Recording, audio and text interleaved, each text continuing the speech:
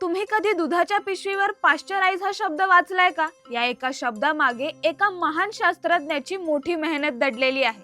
जगातील एक महान वैज्ञानिक, मानवजातीचा तारणहार आणि आधुनिक वैद्यकीय विज्ञानाला नवी दिशा देणारे लुई पाश्चर यांचा आज जन्मदिवस. नमस्कार, मी भावना आणि आपण पाहत आहात कलाकार दिनविशेष भाग 362 पावर्ड बाय GoPrack.com. आज आपण आजार, लसीकरण, निर्जंतुकीकरण, दूध उकळणे, अन्न टिकवणे या सगळ्या गोष्टी सहजपणे स्वीकारतो. पण या सर्व गोष्टींच्या मुळाशी एकच नाव आहे, लुई पाश्चर. त्यांच्या संशोधनामुळे लाखो जीव वाचले आणि आरोग्य क्षेत्रात मोठी क्रांती घडली आणि विज्ञानाने नवी उंची गाठली. लुई पाश्चर यांचा जन्म 27 डिसेंबर 1822 रोजी फ्रान्स मधील डोल या छोट्या गावात झाला. पाश्चर यांनी रसायनशास्त्रामध्ये उच्च शिक्षण घेतले. त्यांना प्रश्न पडायचा, निसर्गात घडणाऱ्या प्रत्येक घटनेमागे कारण काय आहे? ही जिज्ञासा त्यांना महान वैज्ञानिक बनवते. त्या काळी लोकांना वाटायचे की जंतू आपोआप निर्माण होतात. उदाहरणार्थ, सडलेल्या अन्नातून किडे आपोआप निर्माण होतात. पाश्चर यांनी हंसमानाच्या बाटलीचा प्रयोग म्हणजेच स्वान नेक फ्लास्क एक्सपेरिमेंट करून हे सिद्ध केले,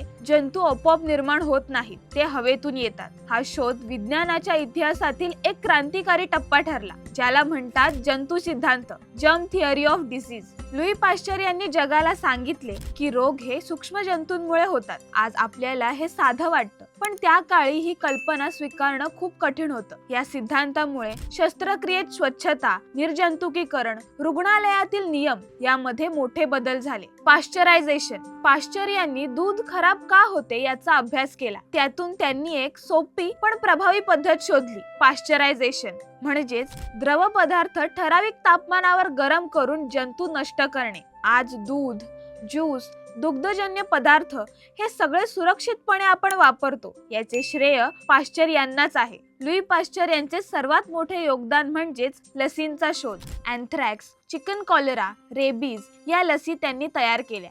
रेबीज लस मानवतेसाठी वरदान होती. रेबीज हा रोग एकदा झाला तर मृत्यू निश्चित मानला जायचा. 1885 साली एकदा जोसेफ माइस्टर नावाच्या लहान मुलाला कुत्र्याने चावा घेतला. पाश्चर डॉक्टर नव्हते, तरीही त्यांनी धाडस करून मुलावर रेबीजची लस वापरली. तो मुलगा वाचला.